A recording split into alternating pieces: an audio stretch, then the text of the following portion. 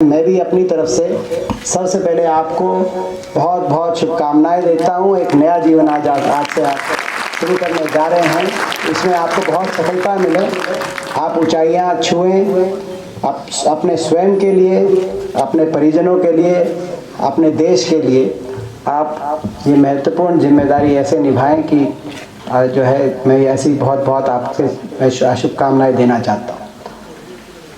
मैं ये भी आपको एहसास दिलाना चाहता हूँ कि कितनी महत्वपूर्ण जिम्मेदारी आपके कंधों पे आज से पड़ी है और ये जो शिक्षा आपने ग्रहण करी है कितनी महत्वपूर्ण, और उसका उदाहरण मैं अपने जीवन से जो जीवन में मैंने जो देखा है समय, उसके आधार पे मैं वो एहसास आपको कराना चाहता हूँ।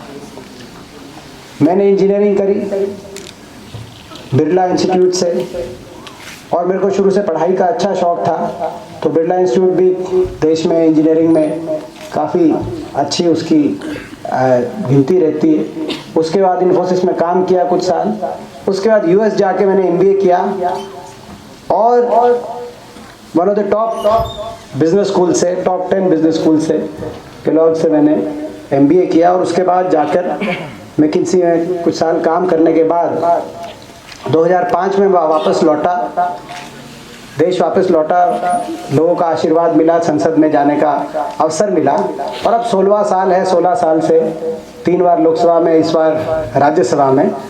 थोड़ा सा लोकसभा में जाते जाते जो है सरकार का कुछ ज़्यादा ही जो है नजर इनायत हम पे रहती थी, तो फिर भी एक दरवाज़ा बंद हुआ, लोगों ने अवसर खोला, बहुत से विधायक आए तो दूसरे दरवाजे से जाने का अवसर मिला। 16 साल से मैं वहाँ मैंने करीब से देखा जो देश की संसद है, दिल है, जहाँ से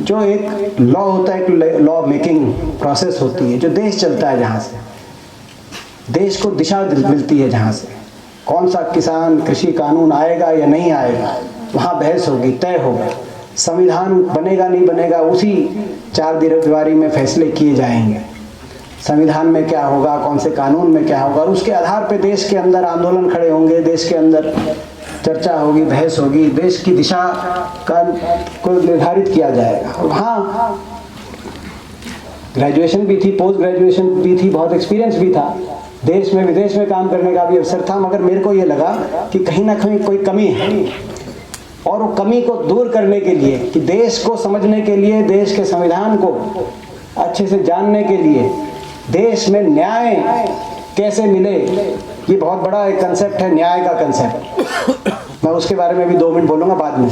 न्याय का कंसेप्ट, उसके लिए हम लोग सारे जो कहीं ना कहीं उसको लेके ड्रिवन होते हैं, उसके लिए ज़रूरी है, मैंने फैसला किया कि मैं एलएलबी करूं और तब जाके दिल्ली यूनिवर्सिटी में 3 साल पहले मैंने दाखिला लिया सीएलसी कैंपस लॉ सेंटर में। और जो है 11 बजे हमारी पार्लियामेंट शुरू होती थी, तो 8:30 बजे से क्लासेस होती हैं, आपको पता है, तो 8:30 और 9:30 2 क्लास अटेंड करके, क्योंकि जब से मैंने दाखिला लिया तो हमारे बड़े मित्र लोग हैं एबीवीपी वाले, तो बड़ा ध्यान रखते थे कि अटेंडेंस शॉर्ट ना हो, तो कि भाई अटेंडेंस शॉर्ट हो तो शोर मचा देते थे।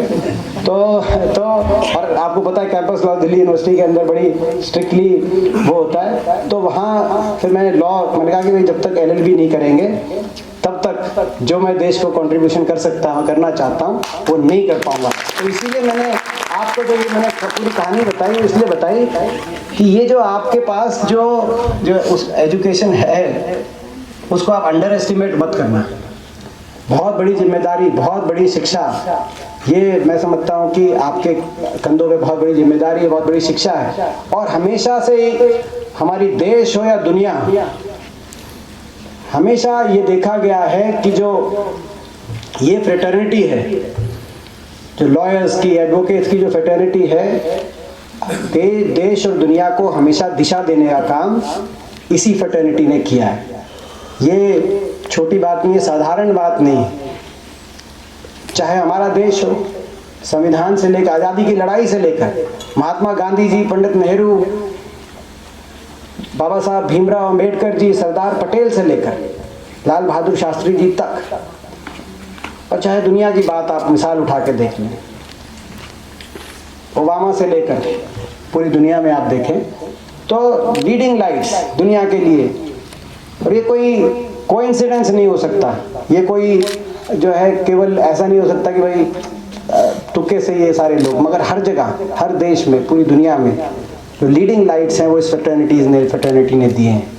तो आपके पास बहुत महत्वपूर्ण, इतनी बड़ी शिक्षा आपके हाथ में है, इतना बड़ा अवसर आपके हाथ में, आप शुरुआत करने जा रहे हैं, तो आपको मैं बहुत बहुत शुभकामनाएं देता हूँ, इसमें आपको सफलता मिले, मगर आपको एहसास हो कि कितना बड़ा जो है, कितने बड़े हथियार के साथ आप इस संसार में, इस दुनिया में कितने बड़े हथियार के साथ आप उतरने वाले हैं, ये आपको एहसास होना महत्वपूर्ण। मैं एक और बात कहना चाहता हूँ हमारे देश के संदर्भ में, क्योंकि आप सब संविधान समझते हैं, कॉन्स्टिट्यूशन समझते हैं, और अभी बात भी आई जो कि हमारा देश का संविधान, मेरे जो दादाजी थे स्वर्गीय श्री रणबीर सिंह जी, वो संविधान कॉन्स्टिट्यूएंट असेंबली के सदस्य थे।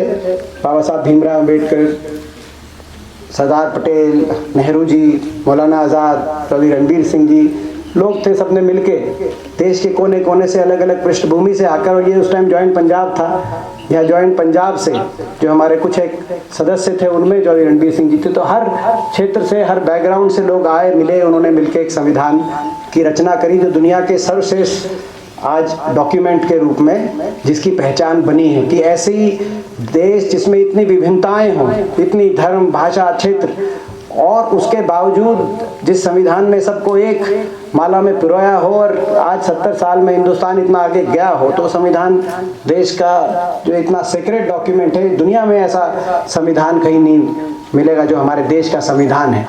उस संविधान में प्रियम्बल में, मैं आज जो एक पॉइंट जस्टिस पे जो कहना चाहता था आपके बीच में, उस संविधान के प्रियम्बल को अगर आप पढ़ें, उसमें 4 कॉन्सेप्ट, 3 सिद्धांत तो वो हैं जो जब दुनिया के अंदर मोनार्की से डेमोक्रेसी तक का जो सफ़र शुरू हुआ, रेवोल्यूशन शुरू हुई फ्रांस के अंदर, अमेरिका के अंदर 18वीं सदी में, उस समय 3 कंसेप्ट आए, liberty, equality and fraternity. Equality, ये हमारे भी मूल मंत्र हैं, 3 हमारे भी मूल कंसेप्ट हैं, आप लोगों ने पढ़े हैं। लिबर्टी, इक्वालिटी, बराबरी है, बहुत सबसे बड़ा पहली जो चीज़ है कि बराबरी है, बहुत मूल सिद्धांत है सबकी। दूसरी आज़ादी है, मगर बराबरी और आज़ादी होगी तो लड़ाई झगड़ा हो जाएगा, कोई किसी पे पत्थर मारेगा, बराबरी भी है और आज़ादी भी है। तो तीसरा महत्वपूर्ण सिद्धांत भाईचारा, भाईचारा, बराबरी, भाईचारा और स्वतंत्रता, लिबर्टी। उसके साथ मगर वो पुराने कंसेप्ट थे तीनों हमारे संविधान में भी, आपको पता है दुनिया के जो सर्वश्रेष्ठ संविधान थे उनमें से कॉन्सेप्ट हमारे संविधान जो रचायक थे वो लेकर आए, मगर एक चीज जो ऐड हुई जो और किसी जगह नहीं मिलती, क्या आया? न्याय। कहीं नहीं मिलता। जस्टिस, क्या लिखा गया है हमारे संविधान प्रियम्बल में? We the people of India having solemnly resolved to constitute India into sovereign socialist secular democratic republic and to secure all of its citizens, to secure what? सारे नागरिकों के लिए क्या सिक्योर? पहले नंबर पे justice, social, economic and political. दूसरे number पे liberty of thought, expression, belief, faith and worship. तीसरे नंबर पे equality of status and of opportunity. And चौथे नंबर पे and to promote among them all fraternity,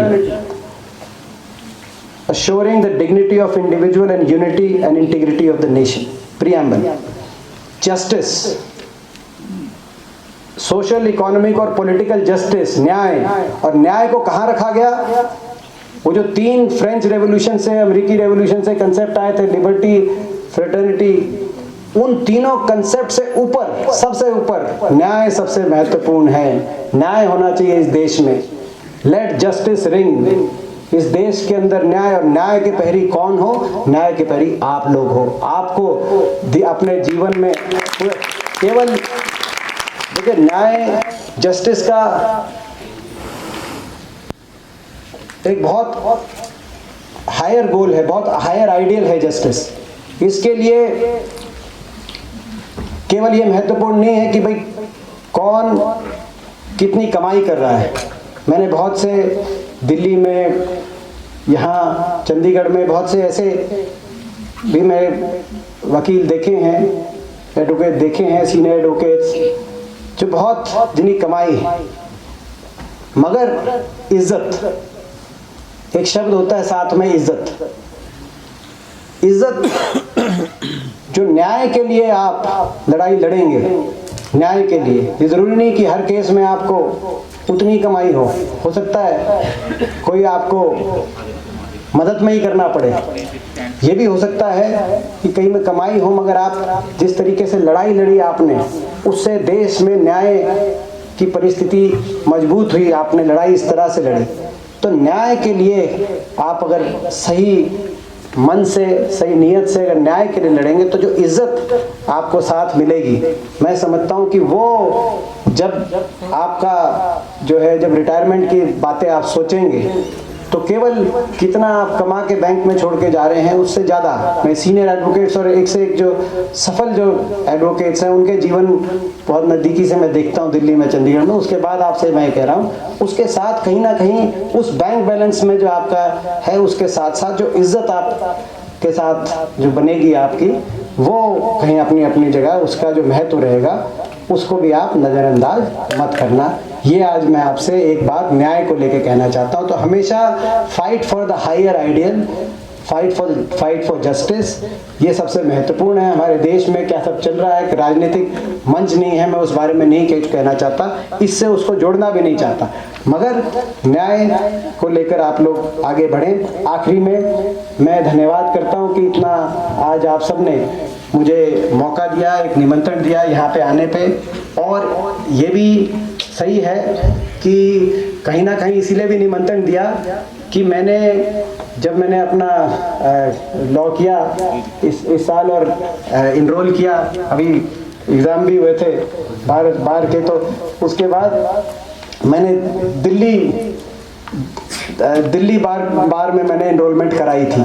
तो आज ये जो कह रहे थे ना कि कुछ ना कुछ MP कोटा, सांसद, राज्यसभा कोटे से कुछ लेके ही जाएंगे, तो मैं समझ गया था कुछ यहाँ पे इनरोलमेंट फीस लेने के लिए मेरे को बुलाया है। ये शिफ्ट कराएंगे, दिल्ली से ट्रांसफ़र कराएंगे, और ठीक बात है भाई, जो है अपना जो यहीं पे अपना तो जो है, चलो ठीक है। जब दिल्ली थोड़ी कन्वीनियंट थी, इसीलिए दिल्ली में करा दिया उस समय, मगर पंजाब और हरियाणा में मैं अपना ट्रांसफ़र की एप्लीकेशन लगा देता हूँ। मेरा यहाँ पे रजिस्ट्रेशन आप मेरा भी कर देना भाई।